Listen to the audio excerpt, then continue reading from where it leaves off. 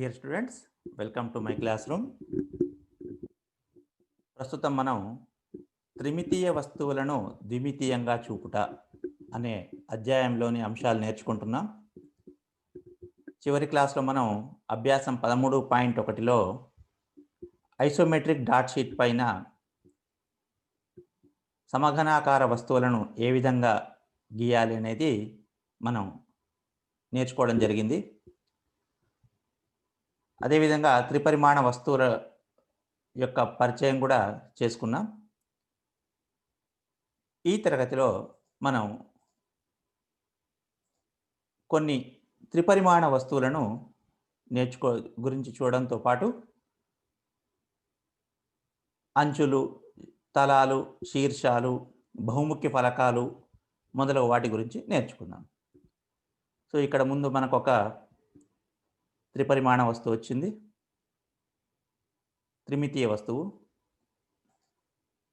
ఇది ఇంకొక త్రిమితీయ వస్తువు, ఇదొక త్రిమితీయ వస్తువు, ఇదొక త్రిమితీయ వస్తువు.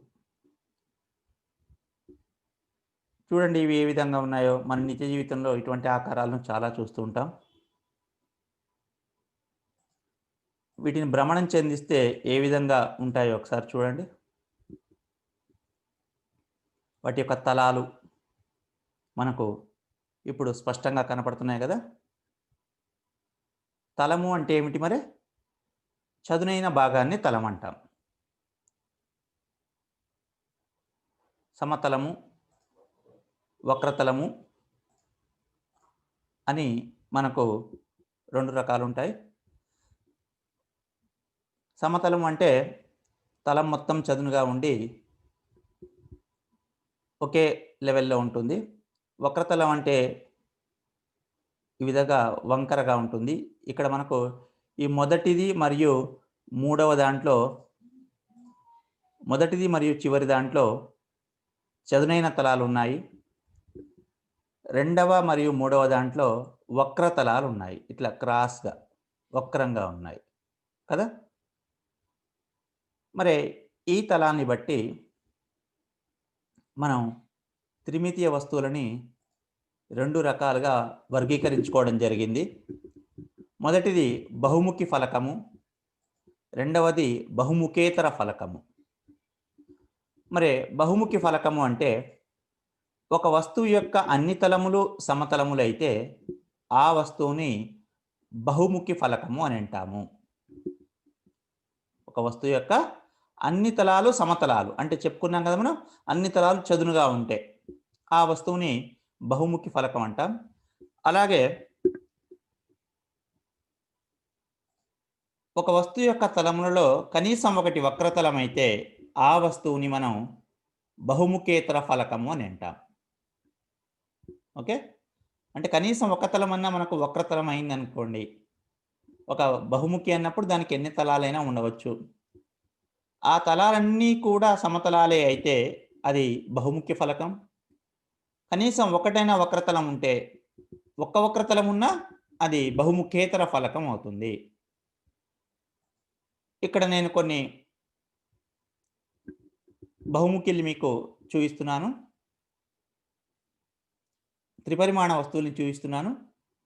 ఈ త్రిపరిమాణ వస్తువులలో ఏవి బహుముఖి ఫలకాలు, ఏవి బహుముఖేతర ఫలకాలు మీరు గుర్తించగలరా? అన్ని చదునైన తలాలు ఏవి ఉన్నాయి, వక్రతలాలు వేటిలో ఉన్నాయి అనేది మీరు గమనించగలరు కదా. చూడండి, వీటిని మనం వర్గీకరిస్తే ఇది బహుముఖేతర ఫలకం మొదటిది. మరి రెండవది ఇదేముంది, ఎందుకు ఇది బహుముఖేతర ఫలకం? దీని యొక్క తలం వక్రంగా ఉంది ఈ విధంగా, కాబట్టి ఇది వక్రతలం కలిగి ఉంది కాబట్టి ఇది బహుముఖేతర ఫలకం అవుతుంది. మరి రెండవది కూడా బంతి మాదిరిగా వక్రతలాన్ని కలిగి ఉంది కాబట్టి ఇది కూడా బహుముఖేతర ఫలకం అవుతుంది.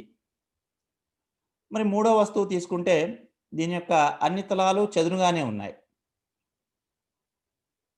ఒక తలమేమో త్రిభుజాకారంలో,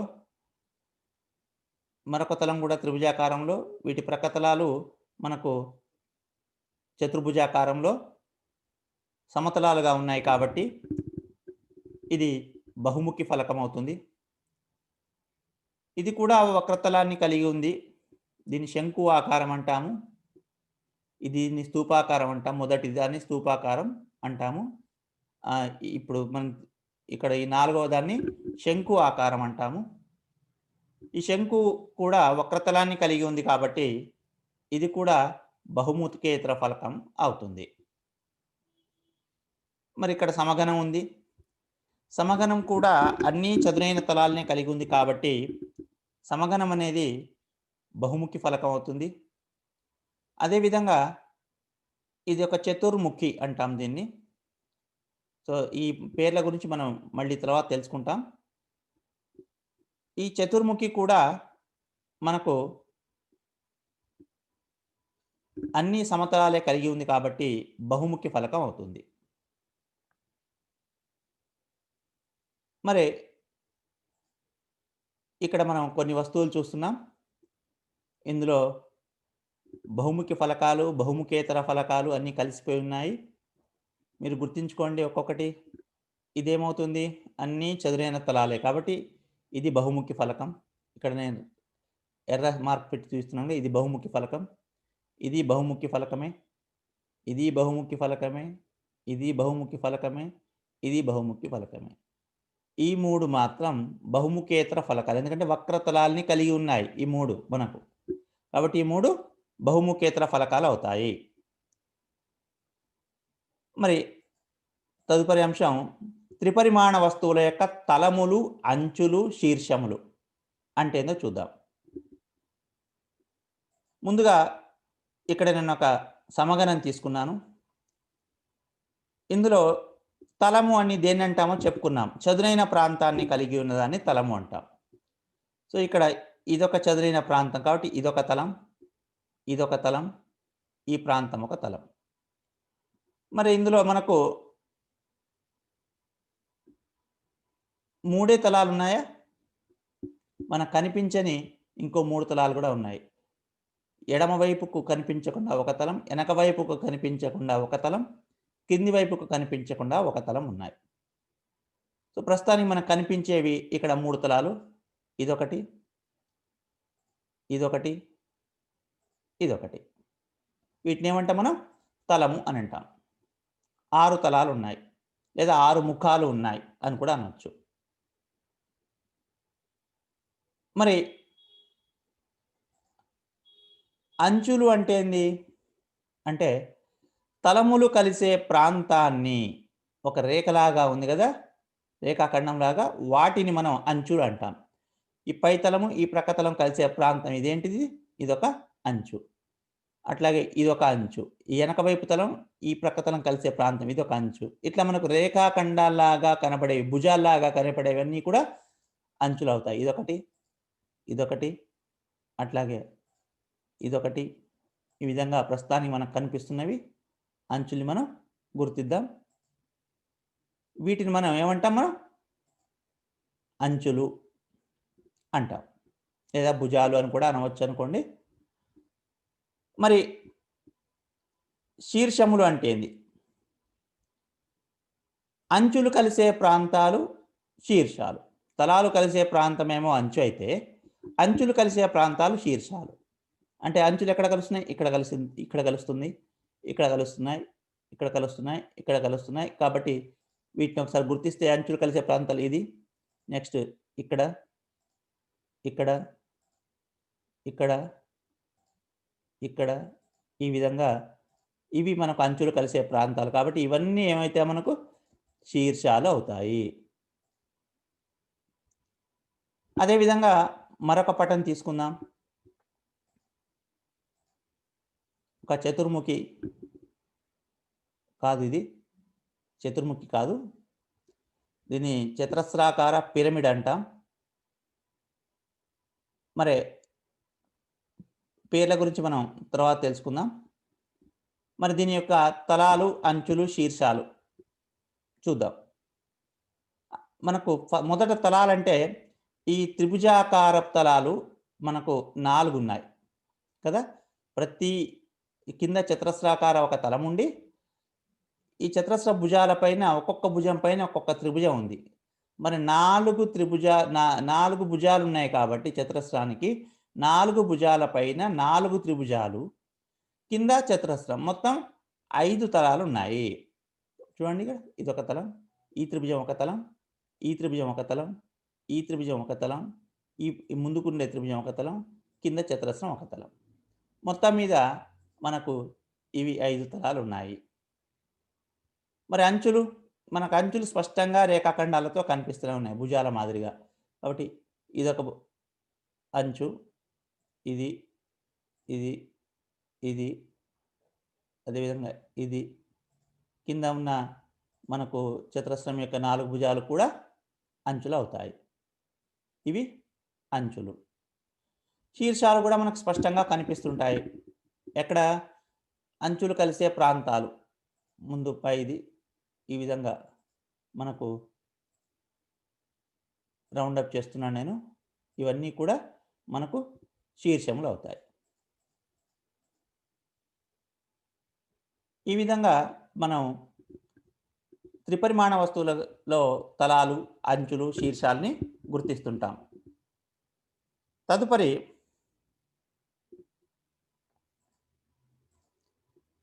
మరి బహుముఖి ఫలకాల్లో మళ్ళీ 2 రకాలు.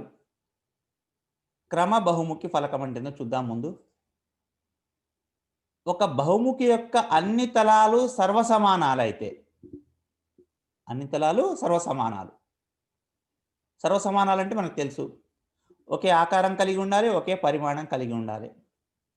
మరి ఈ విధంగా ఒక బహుముఖి యొక్క అన్ని తలాలు సర్వసమాన తలాలే అయితే అప్పుడు ఆ బహుముఖిని క్రమ బహుముఖి ఫలకము లేదా సమ బహుముఖి ఫలకము అని అంటాము. ఉదాహరణకు మన సమగణం తీసుకుంటే సమగణం యొక్క ప్రతి తలం కూడా చతురస్రం, అది కూడా సమాన భుజం కలిగిన చతురస్రాలు అవుతాయి. మరి సమాన భుజం కలిగిన చతురస్రాలు అంటే సర్వసమానాలే కదా. కాబట్టి బహుముఖి యొక్క సమగణం యొక్క అన్ని తలాలు సర్వసమానాలు కాబట్టి సమగణం అనేది ఒక క్రమ బహుముఖి ఫలకము లేదా సమ బహుముఖి ఫలకము. అట్లాగే ఇదొక చతుర్ముఖి. ఈ చతుర్ముఖి యొక్క అన్ని తలాలు కూడా సమతలాలే అవుతాయి, అది కూడా సర్వసమాన తలాలు అవుతాయి. కాబట్టి చతుర్ముఖి కూడా ఒక క్రమ బహుముఖి ఫలకం. క్రమ బహుముఖి ఫలకం కావాలంటే అన్ని తలాలు సర్వసమానాలు కావాలి. మరి అసమ బహుముఖి ఫలకం సమ బహుముఖి ఫలకానికి వ్యతిరేకం, అసమ బహుముఖి ఫలకం. అసమ బహుముఖి ఫలకం అంటే కనీసం ఒక తలమైన సర్వసమానంగా ఉండొద్దు, లేదా అన్ని బహుముఖి తలాలు సర్వసమానాలు కాకపోతే అప్పుడు ఆ వస్తువుని అసమ బహుముఖి అంటాం. ఉదాహరణకు ఇక్కడ ఒక పటం తీసుకున్నాను, దీన్ని పేరేందో తర్వాత చెప్పుకుందాం మనం. ఈ పటానికి పైన కింద ఏమున్నాయి? మనకు పంచభుజీలాగా ఉన్నాయి, 5 భుజాలు కలిగిన బహుభుజులు ఉన్నాయి. 1 2 3 4 5, 1 2 3 4 5. కానీ ప్రక్కలకి ఈ విధంగా దీర్ఘ చతురస్రాలాగా ఉన్నాయి కదా. కాబట్టి ఇది అంటే అన్ని తలాలు సర్వసమానాలు కావు. 2 తలాలేమో మనకు పంచభుజులైతే మిగిలిన తలాలు ఏమవుతున్నాయి? మనకు దీర్ఘ చతురస్రాలు అవుతున్నాయి. కాబట్టి ఇది ఒక అసమ బహుముఖి ఫలకం. అదేవిధంగా ఇక్కడ మీకు ఇంకొకని ఇస్తున్నాను చూడండి. ఇందులో కూడా రెండో పటంలో మనకు 2 త్రిభుజాలు అవపడుతున్నాయి, 3 ఏమో దీర్ఘ చతురస్రాలు అవపడుతున్నాయి. అట్లాగే 4వ దాంట్లో ఈ చివరి దాంట్లో కూడా 2 ఏమో షడ్భుజాకారాలు, 6 భుజాలు కలిగిన పటాలు ఉన్నాయి, మిగిలినవన్నీ దీర్ఘ చతురస్రాలు ఉన్నాయి. కాబట్టి ఇవన్నీ ఏమవుతాయి? మనకు అసమ బహుముఖి ఫలకాలు అవుతాయి. ఎందుకంటే ఈ మూడిట్లో అన్ని తలాలు సర్వసమానంగా లేవు కాబట్టి. నెక్స్ట్ మరి పట్టకము అంటే ఏంది, పిరమిడ్ అంటే ఏందో చూద్దాం. ఇక్కడ నేను ముందు కొన్ని పటాలను మీకు చూపిస్తాను. ఈ అంశాన్ని మీరు చాలా జాగ్రత్తగా వినండి, ఎందుకంటే మనం పట్టకము, పిరమిడ్లకు సంబంధించిన సమస్యలు తర్వాతి తరగతుల్లో క్షేత్రగణితంలో చేస్తూ ఉంటాం. కాబట్టి పట్టకము మరియు పిరమిడ్ యొక్క ఆకారం గురించి మీరు సరైన అవగాహనను కలిగి ఉండాల్సిందే. ముందు ఇక్కడ కొన్ని పటాలు ఇస్తున్నాను, మీరు జాగ్రత్తగా ఆ పటాలకున్న సారూప్యతను గమనించండి. హ్మ్. ఇక్కడ మీకు కొన్ని పటాలు ఇవ్వడం జరిగింది. మరి ఈ పటాలు ఏంటివి? చూద్దాం. వీటిలో ఉన్న సారూప్యత ఏంటో చూద్దాం. ప్రతి దాంట్లో పై తలము, క్రింది తలము సర్వసమానంగా ఉన్నాయి. కదా! మరియు ఈ ప్రక్క తలాలన్నీ కూడా దీర్ఘచతురస్రాలు అయ్యి ఉన్నాయి. కదా! అట్లాగే రెండో పటంలో పై తలం, క్రింది తలం త్రిభుజం. ప్రక్క తలాలు అన్నీ కూడా ఎలా ఉన్నాయి? దీర్ఘచతురస్రాకారంలో ఉన్నాయి. ఇది కూడా పై తలం, క్రింది తలం ఒకే విధంగా ఉంది. ప్రక్క తలాలన్నీ కూడా దీర్ఘచతురస్రాలు.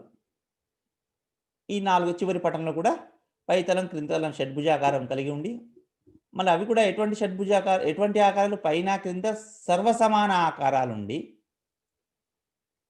ప్రక్కతలాలు మాత్రం దీర్ఘచతురస్రాలుగా ఉంటే వీటిని మనం పట్టకములు అంటాము. ఏమంటాం? పట్టకములు అని అంటాం. అంటే మరి నిర్వచనం ఏమని చూడొచ్చు? ఒక బహుముఖి యొక్క ఎదురెదురుగా సమాంతరంగా కలిగిన 2 తలాలు సర్వసమానాలై, మిగిలిన తలాలన్నీ దీర్ఘచతురస్రాలుగా కొన్నిట్లో సమాంతర చతుర్భుజాలుగా కూడా ఉంటాయనుకోండి. మిగిలిన తలాలన్నీ దీర్ఘచతురస్రాలు లేదా సమాంతర చతుర్భుజాలుగా ఉంటే, ఆ బహుముఖినే మనం పట్టకము అని అంటుంటాం. మరి పిరమిడ్ అంటే ఏ విధంగా ఉంటుందో చూద్దాం. ఇక్కడ కూడా మీరు వీటికున్న స్వరూపతను గమనించండి. ఏ రకమైన ధర్మాన్ని కలిగి ఉన్నాయి ఇవి. చూడండి, క్రింద ఎటువంటి బహుభుజి ఉన్నా కూడా, ఈ బహుభుజి యొక్క శీర్షాల నుండి అంచులన్నీ ఒకే బిందువు వద్ద కలుసుకుంటున్నాయి కదా! అంచులన్నీ కూడా పైన ఒకే బిందువు వద్ద కలుసుకుంటున్నాయి అన్నిట్లో. కింద ఎన్ని బహుభుజి యొక్క భుజాల సంఖ్య ఎంత ఉందో అన్ని అంచులు శీర్షాలకి నుంచి బయలుదేరి ఒక బిందువు వద్ద కలుసుకుంటున్నాయి. ఇటువంటి వాటిని మనం పిరమిడ్లు అంటాం. ఏమంటాం? పిరమిడ్లు. పిరమిడ్ లేదా బహువచనం అయితే పిరమిడ్లు. ఈ పిరమిడ్ల గురించి మీరు వినే ఉంటారు. మనకు సాంఘిక శాస్త్రంలో ఈజిప్ట్ చరిత్రలో మనం పిరమిడ్ల గురించి చదువుతుంటాం. పిరమిడ్ అనేది ఒక అద్భుత నిర్మాణం. ఇప్పుడు మరి ఈ పిరమిడ్ యొక్క నిర్వచనాన్ని చూస్తే, ఒక బహుముఖి యొక్క అడుగు భాగం బహుభుజిగాను, బహుముఖి యొక్క అడుగు భాగమేమో ఏదైనా ఒక బహుభుజి.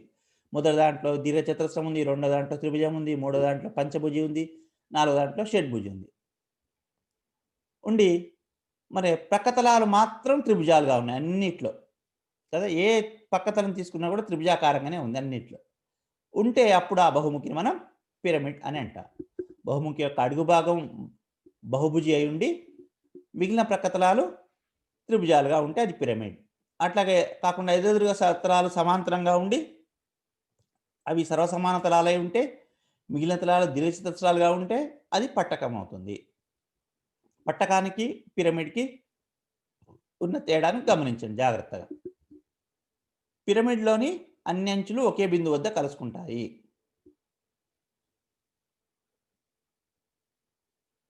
అట్లాగే పట్టకంలోని పైతలము, క్రింది తలముల మధ్య ఉన్న అంచులన్నీ కూడా సమాంతరంగా ఉంటాయి. మరియు ఈ ప్రక్కతలాలన్నీ దీర్ఘచతురస్రాలుగా ఉంటాయి. పిరమిడ్ యొక్క ప్రక్కతలాలు త్రిభుజాలు, పట్టకం యొక్క ప్రక్కతలాలు దీర్ఘచతురస్రాలు లేదా సమాంతర చతుర్భుజాలు. ఇది. మరి ఈ పట్టకము అంటే ఇప్పుడు ఇక్కడ ఇన్ని రకాల పట్టకాలున్నాయి. మరి వీటికి పేర్లెలా పెడతాం? ఒకసారి చూద్దాం. ఇప్పుడు మొదటి పట్టకం తీసుకుంటే, ఆ పట్టకం యొక్క ఈ ఎదురెదురు సమాంతర సర్వసమాన తలాలు ఏ ఆకారంలో ఉన్నాయి? దీర్ఘచతురస్రాకారంలో ఉన్నాయి. కాబట్టి దీన్ని మనం దీర్ఘచతురస్రాకార పట్టకము అని అంటాము. ఇదేంటి మనకు? దీర్ఘచతురస్రాకార పట్టకము. ఇది పట్టకము, ముందుగా పట్టకము. దాని యొక్క అంచు అడుగు భాగం మనకు దీర్ఘచతురస్రాకారంలో ఉంది. కాబట్టి ఇది దీర్ఘచతురస్రాకార పట్టకము. అదేవిధంగా రెండవది మనకు అడుగు భాగం త్రిభుజాకారంగా ఉంది. మరియు ఇది పట్టకము. కాబట్టి ఇది త్రిభుజాకార పట్టకము. మూడవది అడుగు భాగం పంచభుజి ఉంది. కాబట్టి ఇది పంచభుజి ఆకార పట్టకము. అట్లాగే చివరిది షడ్భుజాకార పట్టకము. అట్లా ఇక్కడేంది పిరమిడ్లకు వచ్చేసరికి అడుగు భాగం దీర్ఘచతురస్రంగా ఉంది కాబట్టి దీర్ఘచతురస్రాకార పిరమిడ్. ఇది త్రిభుజాకార పిరమిడ్. అయితే త్రిభుజాకార పిరమిడ్‌ను గుర్తుపెట్టుకోండి. మనం పలు సందర్భాలలో చతుర్ముఖి అంటుంటాం. చంద్రముఖి కాదు, చతుర్ముఖి. అంటే దీనికి 4 తలాలుంటాయి. కింద 3 భుజాల పైన 3 తలాలు, కింది తలం. మొత్తం 4 తలాలుంటాయి. కాబట్టి దీన్ని త్రిభుజాకార పట్టకాన్నే మనం త్రిభుజాకార పిరమిడ్‌నే మనం చతుర్ముఖి అంటుంటాం. త్రిభుజాకార పిరమిడ్‌ను చతుర్ముఖి అంటాం. అట్లా ఇది అడుగు భాగం కింద పంచభుజి ఉంది కాబట్టి ఇది పంచభుజాకార పిరమిడ్. ఇది షడ్భుజాకార పిరమిడ్. అట్లాగే ఇప్పుడు ఇక్కడ కూడా మీకు కొన్ని పటాలు ఇచ్చినాం. అవి ఏంటంటే చూడండి. ఇదేంటి? పైన అన్ని పట్టకాలు ఇచ్చాం. కిందన్ని పిరమిడ్లు ఇచ్చుకోవడం జరిగింది. మొదటిది ఏంటిది? ముందుగా మనకు ఎదుటి భాగం ఏ ఆకారంలో కనబడుతుంది? త్రిభుజాకారం కనబడుతుంది. మరియు ఇది పక్క భాగాలు దీర్ఘచతురస్రాలై ఉన్నాయి. కాబట్టి ఇదేంటి? త్రిభుజాకార పట్టకము. తర్వాత ఎదురుగా ఉంది మనకు చతురస్రం ఉంది. కాబట్టి ఇది చతురస్రాకార పట్టకము.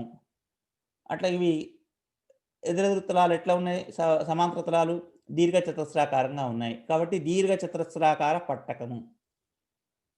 సో అడుగు భాగం పంచభుజాకారం ఉంది. కాబట్టి పంచభుజాకార పట్టకం. ఇది షడ్భుజాకారం ఉంది. షడ్భుజాకార పట్టకం. ఇది అష్టభుజాకార పట్టకం. ఎందుకంటే భుజాలు ఎన్ని ఉంటే అన్ని ఆ భుజాకార పట్టకం ఉంటాయి. 7 ఉంటే సప్తభుజాకార. సప్త అంటే 7, నవ అంటే 9, దశ అంటే 10 అట్లా. మరి పిరమిడ్లు ఇవి. మరి ఆ అడుగు భాగం త్రిభుజాకారం ఉంది కాబట్టి త్రిభుజాకార పిరమిడ్. ఇది దీర్ఘచతురస్రాకారం ఉంది కాబట్టి దీర్ఘచతురస్రాకార పిరమిడ్.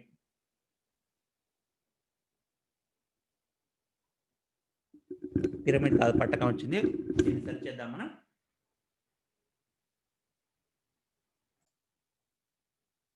చూడండి, చతురస్రాకార పిరమిడ్. అదేవిధంగా ఇక్కడ అడుగు భాగం దీర్ఘచతురస్రాకారంగా ఉంది కాబట్టి ఇక్కడ అడుగు భాగం దీర్ఘచతురస్రాకారంగా ఉంది కాబట్టి ఇది దీర్ఘచతురస్రాకార పిరమిడ్. అట్లాగే ఇది అడుగు భాగం పంచభుజ ఆకారం ఉంది కాబట్టి పంచభుజాకార పిరమిడ్. ఈ విధంగా మనం పేర్లు పెట్టుకుంటుంటాం.